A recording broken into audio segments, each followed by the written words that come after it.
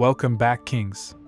Today we'll be starting the second season of One Punch Man, where we finally get to see the alleged strongest man on Earth in his first battle of the series. Let's get into it. Saitama and Genos are walking home from shopping. Saitama sees some toy figures in the window of a shop, jealous at what popularity can do for heroes. Genos says he will call the company to get some figures made for Saitama, but he declines this, saying it's not something you ask for and is something that's given to you. Suddenly, a monster is harassing civilians. He loved reptiles so much that he turned into one himself. Using his tongue, he tries to assault some women in the street who call for help. Out of nowhere, King arrives, and the reptile notices he's not a normal man. Hearing the rumbling of the King engine, he becomes terrified. The crowd start chanting King's name, and after realizing he is the legendary S-class hero King, the monster immediately surrenders. The crowd swarm King with questions and photographs, but King asks them to move out of the way as he is busy. Upon stepping out of the store, we see exactly what King was busy doing. He had to get to the game shop and buy the newest edition of Heartbeat Hottie's Sisters 2, something we can all relate to. Genos and Saitama notice him walking home, and Genos informs Saitama that King currently has his title as strongest man on Earth, despite Saitama existing. Unfortunately, King's journey home is interrupted yet again. It's a monster, but instead of interfering, Saitama and Genos use this opportunity to evaluate King's strength. The monster introduces itself as the machine god G4, created by the organization.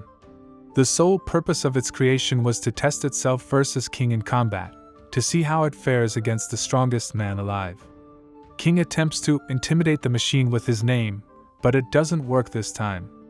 He levels with the machine, saying he needs a toilet, and can't fight at full capacity if he's holding in his bladder.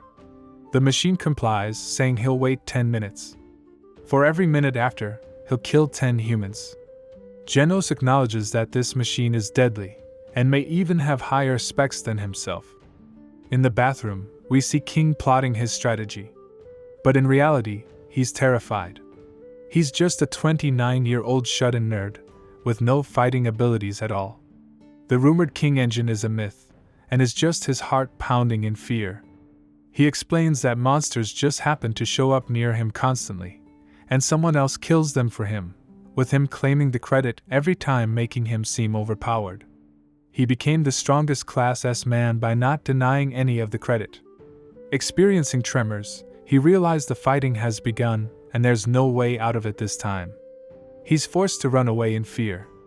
However, he sees Genos fighting it instead, and believes he's saved.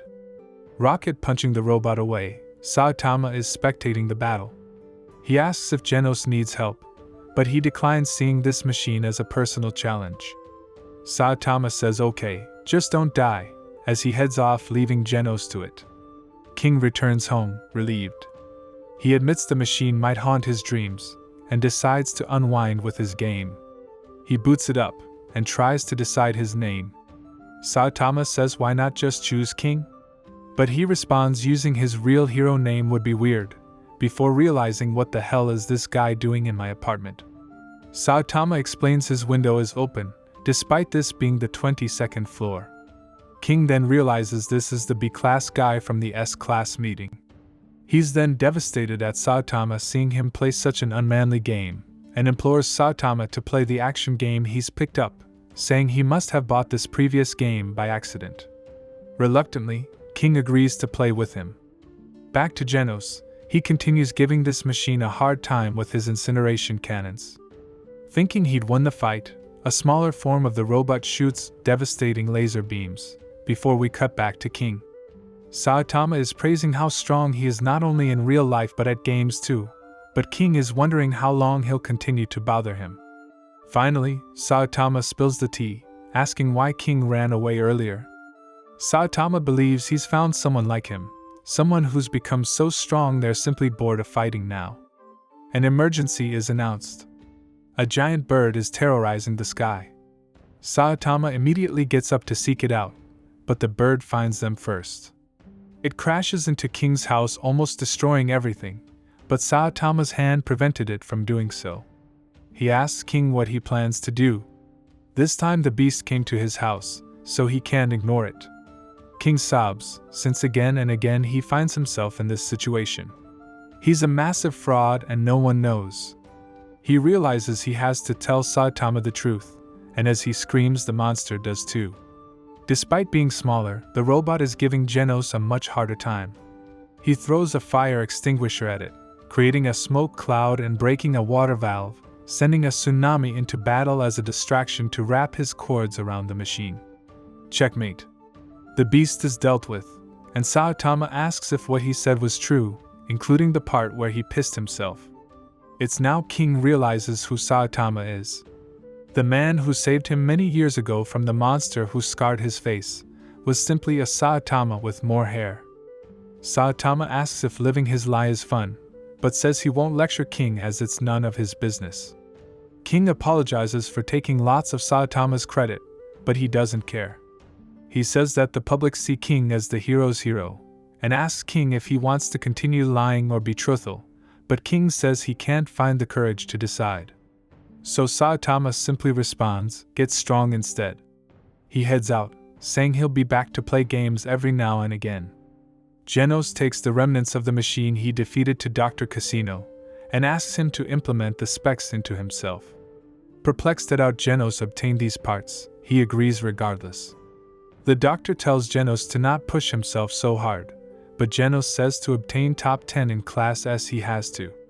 The doctor scolds this reckless goal, before asking if Genos has found any info on the cyborg he's hunting. Genos reminds the doctor that he will tear that cyborg apart with his own hands, and the doctor realizes that Genos still harbors all his hatred despite finding new goals and a master. He tells Genos if he finds the cyborg, do not engage alone, and instead contact him and they will conduct a plan. Genos agrees they will fight together.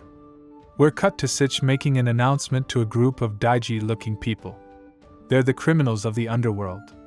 Sitch informs them that their crimes will be ignored if they agree to help the heroes, but the heroes are disgusted that they're asking such trash for assistance. Sonic interrupts Sitch, asking where Saitama is. Upon learning Saitama isn't here, he says he's leaving, but the hero says he can't leave without hearing them out first. Sonic uses the papers Sitch brought to explain that monsters are arriving at higher rates than usual, and heroes will be overwhelmed, as foretold by the Great Seer.